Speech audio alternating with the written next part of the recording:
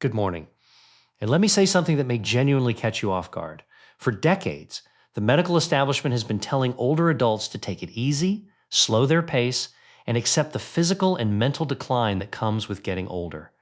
But what if some of the most compelling longevity research of the past 10 years directly contradicts that advice? What if the things keeping you mentally sharp, physically capable, and fully independent at 75, 80, even 85 years old have nothing to do with what your physician mentioned at your last visit, but are instead simple daily habits that most people your age have quietly let go?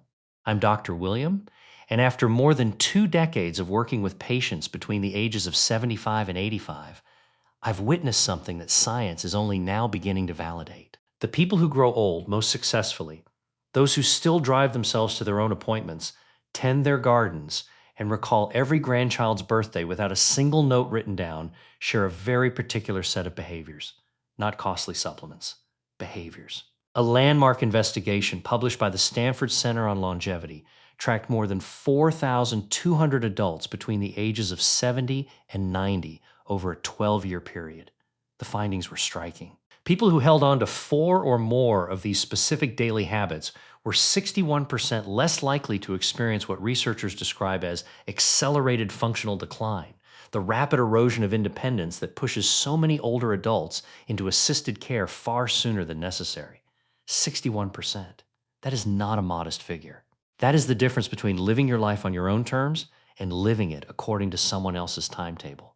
I want to flag something before we go any further, because I know you might be tempted to jump ahead. The number one habit on this list, the most powerful of all 6, is something almost nobody discusses. It has nothing to do with nutrition or exercise in the conventional sense. Most cardiologists never even raise it. Yet research emerging from places like Johns Hopkins and the University of Edinburgh suggests it may be the single strongest predictor of cognitive and physical independence after the age of 75. So please stay with me through the end, because this one could genuinely reshape how you approach the rest of your life. Before we get into the list, I want to ask you something directly. Drop your age in the comments, whether you're 68, 74, 81, or somewhere else entirely, and tell me which of these habits you feel you already carry. I read every comment on this channel, every one. This community means a tremendous amount to me, and your experience matters. Share it below, and let's have a real conversation. Now, let's count from number 6 down to number 1, beginning with something that sounds almost too ordinary to matter, but the research behind it is far from ordinary. Number 6, drinking water with intention, not just out of habit. Here is the mistake most people make about hydration after 75.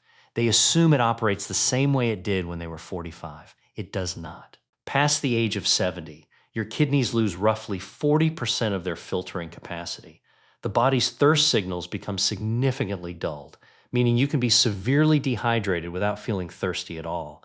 And your blood's ability to deliver oxygen and nutrients to your brain and muscles diminishes with every small percentage of fluid you lose. Think of your bloodstream as a river-based delivery system. When that river runs low, shipments slow down, items go missing, and the whole network starts breaking apart. That is precisely what chronic mild dehydration does to an aging body. Research from the European Journal of Nutrition involving 3,500 adults over 70 found that those who kept their daily fluid intake consistently above 1.8 liters showed a 38% lower rate of urinary tract infections, a 29% reduction in falls because dehydration significantly impairs both balance and reaction time, and meaningfully better scores on short-term memory evaluations. The brain is roughly 75% water. A drop of just 2% in hydration produces measurable cognitive impairment at any age, but after 75, that effect is magnified because your brain's ability to compensate is already working overtime just to maintain baseline function. Here is the behavior that makes this habit exceptional among older adults who age well. They do not simply drink water when it occurs to them. They consume 12 to 16 ounces first thing in the morning, before coffee, before breakfast, before anything else. This is because the body loses fluid overnight through breathing and gentle perspiration. After 75, that overnight fluid deficit is typically 30% greater than it was in midlife. Then, they drink a small glass with each meal and one more in the mid-afternoon. The synergy tip here is essential. Pair your morning water with a small amount of sodium, not standard table salt, but a pinch of quality sea salt or an electrolyte tablet. After 75, the kidneys struggle to retain sodium efficiently. Without it, plain water passes through the system before it reaches the cells where it is actually needed. Margaret, 81 years old from Boise, Idaho, came to see me with complaints of afternoon mental fog, dizziness on standing, and what she described as feeling like my thinking was wrapped in cotton. She was not dramatically dehydrated. She was chronically and mildly underhydrated. We made one adjustment: strategic, correctly timed hydration with a small electrolyte addition each morning. 6 weeks on, she told me it felt as though someone had cleaned the glass through which she saw the world. Her balance improved. Her afternoon fatigue dropped considerably. One habit, transformative results. Number 5, resistance-based movement at least twice each week. I want to be precise about something here because I see this consistently misunderstood. When I say resistance movement, I am not describing heavy weights in a gym. I mean any movement that asks your muscles to push against a force, whether that is a resistance band, a light dumbbell, a wall push-up, or even deliberately carrying your groceries. That distinction becomes critical after 75 because of a process known as anabolic resistance. Anabolic resistance is the diminished capacity of aging muscle cells to respond to protein and physical stimulation. In practical terms, it means your body after 75 requires more deliberate resistance to preserve the same muscle mass that a 50-year-old would maintain with half the effort. Your muscles are not giving up. They simply need a stronger signal. Fail to send that signal consistently, and they enter a process called sarcopenia, the progressive loss of muscle mass and strength, which research from the Mayo Clinic has tied to a 47% increased risk of falls, a 53% greater likelihood of losing the ability to perform basic daily tasks within 5 years, and a substantially shortened lifespan overall. A study from Tufts University followed adults aged 75 to 85 who began twice-weekly resistance training. After just 10 weeks, participants showed a 37% average increase in leg strength, a 28% gain in balance scores, and, the part that always surprises people, a measurable improvement in insulin sensitivity, which directly shapes energy levels, inflammation, and brain function. The mitochondria inside your muscle cells, the power generators of your body, literally regenerate more effectively in the presence of resistance exercise. You are not simply building muscle. You are rebuilding the energy infrastructure of your entire body. The practical guidance is simple. 2 to 3 sessions per week, 20 to 30 minutes each, targeting the large muscle groups of the legs, hips, and back. Resistance bands are particularly well suited for older adults because they deliver progressive challenge without loading the joints. The synergy tip: complete your resistance session within 30 minutes of eating 25 to 30 grams of protein. After 75, the anabolic window, the period during which your muscles can most efficiently absorb protein for rebuilding, is shorter and less flexible than in younger people. Timing is not optional at this stage of life. It is essential. Number 4, maintaining a consistent, purposeful sleep schedule. Before I continue, if this video is delivering something genuinely useful, something you wish had been explained to you years ago, please take one moment right now and click subscribe. And if you know someone between 70 and 90 who deserves access to this information, share this video with them today. This channel exists for one reason: to give older adults the science-backed truth that too many medical visits simply don't have time to cover.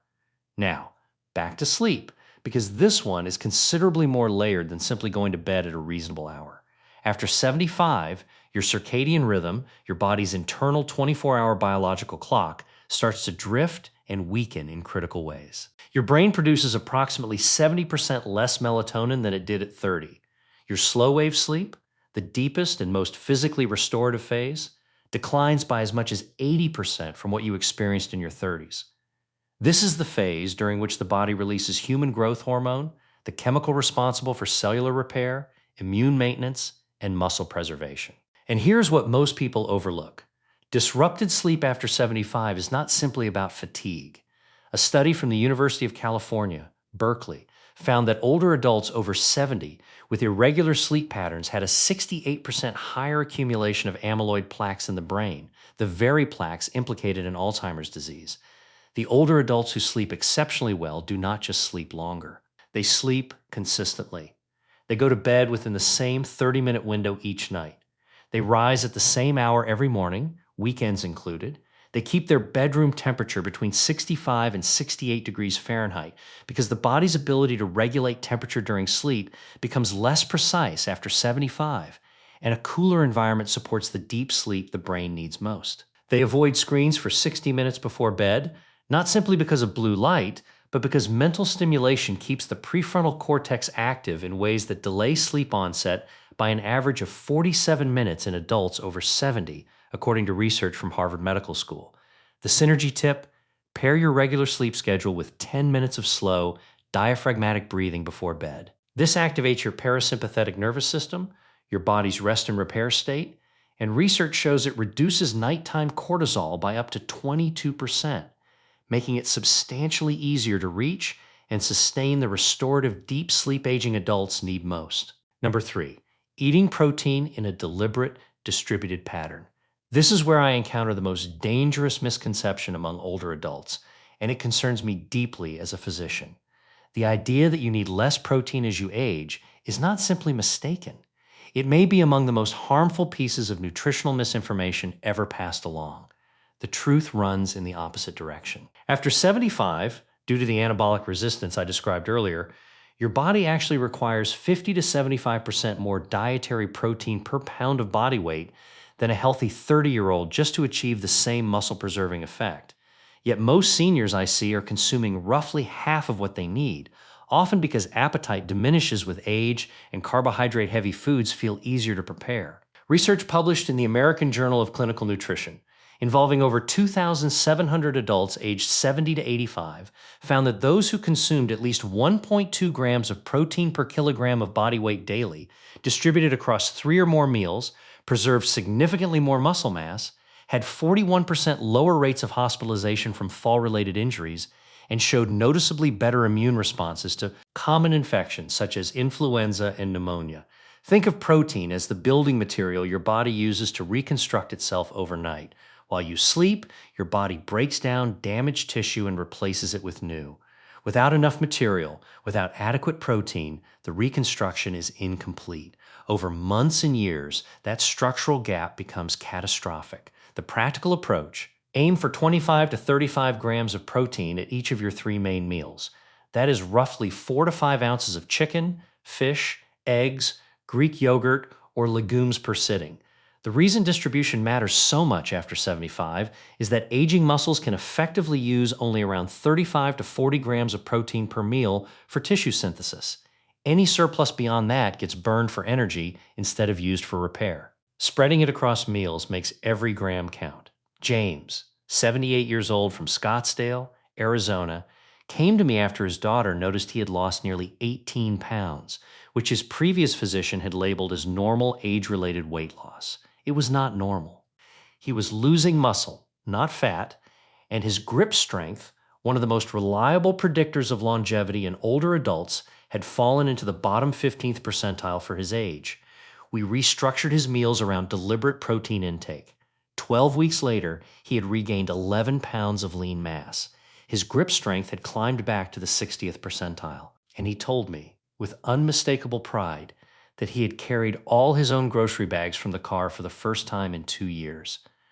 The synergy tip: pair your protein meals with a small amount of vitamin C, an orange, some bell pepper, a squeeze of lemon, because vitamin C is essential for collagen synthesis, which works alongside dietary protein to maintain not just muscle, but the connective tissue, joint cartilage, and skin integrity that collectively determine how well your body holds itself together after 75. Number 2, daily intentional social engagement. I mentioned earlier that one of the top 2 entries would surprise you. This is the one that surprises most people because it sounds too emotional, too soft to qualify as a medical recommendation. But I want to be completely clear. The research on social engagement and longevity in adults over 75 is not soft. It is some of the most rigorous and consistently replicated science in modern aging research. A study from Brigham Young University analyzing data from over 300,000 adults across several decades found that social isolation carried a mortality risk equivalent to smoking 15 cigarettes every day. Let me say that again. Being chronically cut off from meaningful human contact is as damaging to your lifespan as smoking 15 cigarettes daily. For adults over 75, the National Institute on Aging has found that loneliness accelerates cognitive decline by up to 64%, raises the risk of dementia by 41%, and sharply elevates inflammatory markers in the bloodstream, specifically interleukin 6 and C-reactive protein, that directly damage cardiovascular tissue, immune function, and neural connectivity. Here's the biological reason this works at such a profound level. Genuine social interaction, not passive screen time, not sitting in the same room as someone while watching television, but actual engaged human connection triggers the release of oxytocin. Oxytocin suppresses cortisol, reduces inflammation, and activates the prefrontal cortex in ways that keep neural pathways dense and functioning. Think of your social brain as a muscle. The neurons that fire during real conversation, shared laughter, debate, and emotional connection are the very same neurons that sustain your memory, your decision-making, and your sense of self. When those neurons go dormant for weeks at a time, they begin to be pruned away. And after 75, neuroplasticity, the brain's ability to forge new connections, has already diminished, making unused pathways far harder to rebuild. The prescription here is not complicated, but it must be intentional. Aim for at least one genuinely meaningful in-person interaction every single day. A phone call qualifies if you are fully engaged. A community group, a faith gathering, a walking companion, a regular lunch with a neighbor. What does not generate the same neurological benefit is passive social presence. You must be actively thinking, replying, laughing, pushing back, sharing. That active engagement is the stimulus that keeps your brain structurally sound.